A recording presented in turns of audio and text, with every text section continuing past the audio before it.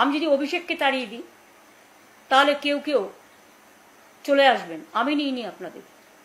তার কারণ আমি আপনাদের খুব ভালো চিনি। যাদের নৈতিক চরিত্রের গাফিলতি আছে, যাদের নীতি নেই, আদর্শ নেই, দর্শন নেই, মানুষ খুন করা, অত্যাচার করা, ধ্বংস করা, লুট করা এবং পুলিশ দিয়ে রাষ্ট্রীয় সন্ত্রাস, আমিও তো প্রশাসন চালিয়ে এসেছি, পুলিশ দিয়ে এই রাষ্ট্রীয় সন্ত্রাস আমরা কখনো করিনি। আপনারা পুলিশকে মেরে লাঠি মাথা ফাটিয়ে দিয়েছেন, কাউকে খালিস্তানি বলেছেন, কাউকে পাকিস্তানি বলেছেন। তা সত্ত্বেও আমরা কিন্তু আপনাদের সাথে কিছু করিনি। এমনভাবে পাথর ছুঁড়েছিলেন যে তার মাথাটাকে মানে পুরো স্পট ডেথ হয়ে যেতে পারত, এইভাবে একজন পুলিশ মারা গিয়েছিল। তারপরেও বিজেপি সভাপতি বলছেন গর্ব করে, আরে বেঁচে তো আছে। হ্যাঁ বেঁচে আছে, আপনারাও বেঁচে ছিলেন আমাদের সময়, আমরা আপনাদের দুধে ভাতে রেখেছিলাম। আর আপনারা আজকে বন্দুকের গুলি আর পুলিশ দিয়ে, পুলিশি রাজ দিয়ে রাষ্ট্রীয় সন্ত্রাস করছেন। তৃণমূল কংগ্রেসটাকে আপনারা ভাঙতে চান, যতই ভাঙার চেষ্টা করুন এটা আরো শক্তিশালী হবে। এর মধ্যে একজন সাংসদও আছেন, তিনি আবার অন্যান্যদের সাথেও যোগাযোগ করছেন। অপরাধটা কি না, তিনি তার ছেলের টিকিট চেয়েছিলেন। তো সবার কি শুধু বাবা মা এমপি হবে, এমএলএ হবে, তার ছেলে মেয়েরাই টিকিট পাবে, আর কেউ পাবে না? আমি একজন এমএলএ ছিলাম, অভিষেক একজন এমপি ছিল। আমাদের এত বড় পরিবার, প্রায় 50 জন আমাদের পরিবারের মেম্বার আছে। আর এক একটা পরিবারে তো 4 ভাই এমএলএ এমপি হয়েছে। সেগুলোর কৈফিয়ত কে দেবে? তাও হ্যাঁ, পার্টি যদি মনে করতো নিশ্চয়ই দিত। যেখানে দল সিদ্ধান্ত নিয়েছে, আপনি দলের এমপি হয়েছেন দলের সিম্বলে, আর আজকে আপনি দলের বিরোধিতা করলে, আপনি যদি সেন্ট্রাল ফোর্স চেয়ে কারো কাছে অ্যাপ্লাই করেন, তাহলে আপনাকে দলে রাখার কি দরকার? সে দল সিদ্ধান্ত নেবে। আমাদের ডিসিপ্লিনারি কমিটি আছে, আজকের সিদ্ধান্ত ডিসিপ্লিনারি কমিটি নিয়েছে, আমি নিইনি। সুতরাং দল তার নিয়ম মতো চলবে, নিয়ম মানবর্তিতাও নিয়ে চলবে। যে ভঙ্গিমায় আপনারা করছেন, আপনাদের জন্য আমার কোনো ভাষা নেই, সব ভাষাই নিরুত্তর। কারণ ভাষা যখন ভাষা হারায়, অত্যাচার যখন সব সীমা পেরিয়ে যায়, মনে রাখবেন কটা এমএলএ আর কটা এমপিকে টাকা দিয়ে ভেঙে বা ভয় দেখিয়ে ভেঙে তৃণমূলটাকে দুর্বল করা যায় না। তৃণমূল এতে আরো শক্তিশালী হচ্ছে, এটা মনে রাখবেন। দলের প্রথম সারির নেতা, লোকসভা যাকে আপনারা সারাক্ষণ গালাগালি দিয়ে বেড়ান, দলের থার্ড লার্জেস্ট অপোজিশন পার্টির, সেকেন্ড লার্জেস্ট অপোজিশন পার্টির লিডার অব লোকসভা পার্লামেন্টে, তাকে আপনারা যেভাবে অ্যাটাক করলেন, যেভাবে মারলেন, তার চোখ এখনো অক্ষত আছে কিনা আমরা জানি না। ডাক্তার ডাকা হয়েছে, কারণ এখানে তো আবার হাসপাতালকেও বারণ করে দিয়েছেন যাতে কোনো হসপিটাল ট্রিটমেন্ট না করে। ওপিডিতে স্ক্যান করতে ভয় পাচ্ছে। এ কোন রাজত্বে আমরা এলাম? এটা কোন তুগলকি কাণ্ড চলছে? এটা কোন লঙ্কা কাণ্ড চলছে? লঙ্কা কাণ্ড তো হয়েছিল সীতামাকে উদ্ধার করার জন্য, আর আপনারা পুরো বাংলাটাকে লুম্পেনদের হাতে তুলে দিয়েছেন, কলকাতাটাকে লুম্পেনদের হাতে তুলে দিয়েছেন।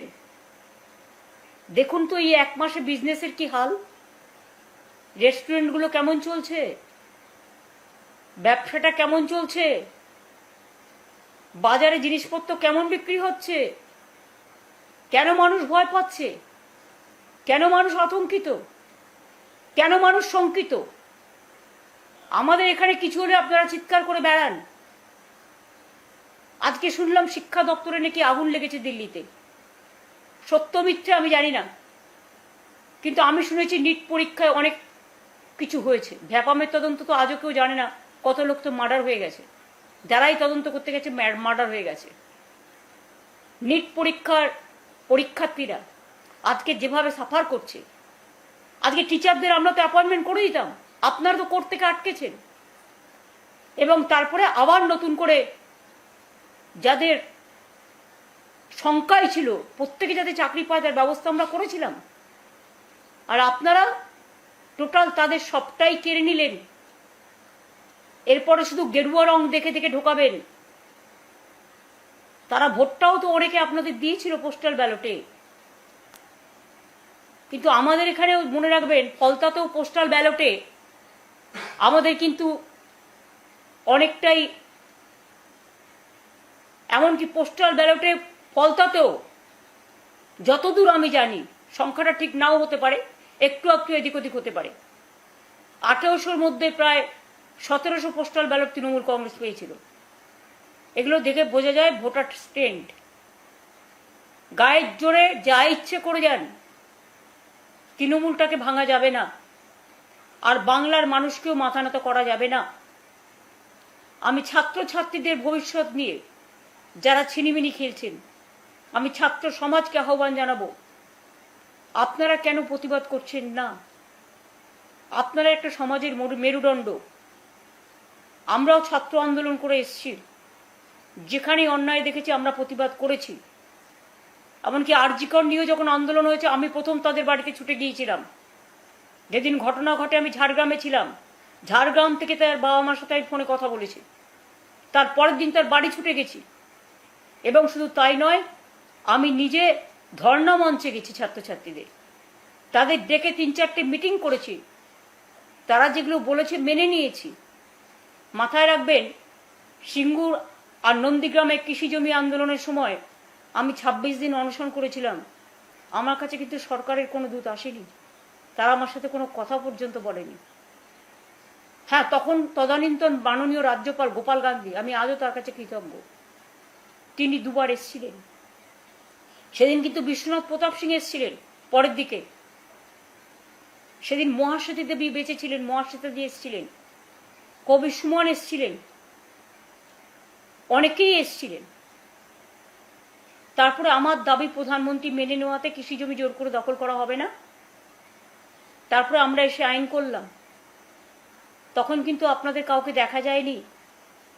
নন্দীগ্রামে যখন গুলি চলল, প্রথম যেদিন মারা গেল 14 জন, আমি আমার বইতে, আমি আমার দল করতেন আপনারা তখন, তাই আমি লজ্জায় খাতিরে লিখেছিলাম আপনাদের নামটা, যাতে মানুষ আপনাদের ভুল না বোঝে। এটা আমার ভুল ছিল। আজকে স্বীকার করছি আপনারা ছিলেন না, শুধু ছিলেন না, আপনারা আন্ডারস্ট্যান্ডিং করেছিলেন, আপনারা সব জানতেন, আপনারা কেউ সেদিন বেরোননি। তারপরেও আমি যখন গেলাম আমাকে আটকানো হলো, অত্যাচার করা হলো, কাউকে আপনাদের পাইনি আমি। তারপরেও আমি তমলুক হসপিটাল হয়ে যখন নন্দীগ্রামে গেলাম, আমার উপর গুলি চলেছিল, টিয়ার গ্যাস চলেছিল। আমি হসপিটাল থেকে বেরিয়েছিলাম অনশন করার পর, আমার একটা অপারেশন করতে হয়েছিল গল ব্লাডারের। তার কদিনে 2-3 দিনের মধ্যে আমাকে বেরিয়ে যেতে হয়েছিল, আমি অসুস্থ অবস্থায়। তারপরেও যখন 10 জন মিসিং হয়ে যায়, আমি বাড়িতে কালী পুজোয় থাকতে পারিনি, আমি পার্টি অফিসে ছিলাম, আর ফোনে শুনছিলাম দিদি শুনুন শুনুন গুলির শব্দ। সেদিন আপনারা কোথায় ছিলেন? আপনারা কেউ ছিলেন না। আমতার কান্দুয়াতে যখন 14 জনের হাত কেটে নেওয়া হয়, আমি তখন ইউথ স্পোর্টস মিনিস্টার হিসেবে ফার্স্ট কাজ যেটা করেছিলাম, সেটা আমি কিন্তু করেছিলাম, তাদের বাড়িতে ছুটে গিয়েছিলাম।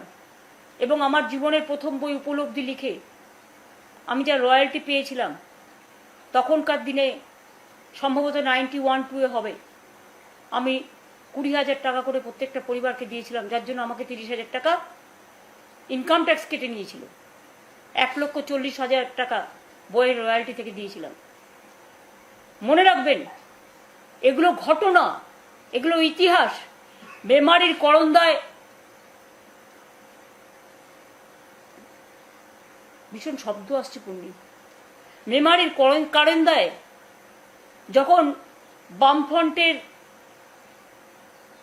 তারা নকশালপন্থী ছিলেন, 4 জনকে পিটিয়ে হত্যা করা হয় এবং একটা বাচ্চাকে মুড়ি টিনের মধ্যে গেলে দেওয়া হয়। আমি কিন্তু সেদিনকে রাজনীতির রং দেখিনি, ছুটে গিয়েছিলাম মেমারির করন্দায়, আমার এখনো মনে আছে। পান্ডুয়া ধনেখালি পোলবা, তার বাবা কংগ্রেস করতে বলল, তখন আমি কংগ্রেস করতাম।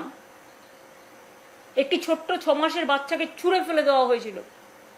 সে যখন মারা গিয়েছিল আমি ছুটে গিয়েছিলাম। গুপ্তিপাড়া একটি অন্ধ ছেলে গুলিতে মারা গিয়েছিল হুগলির।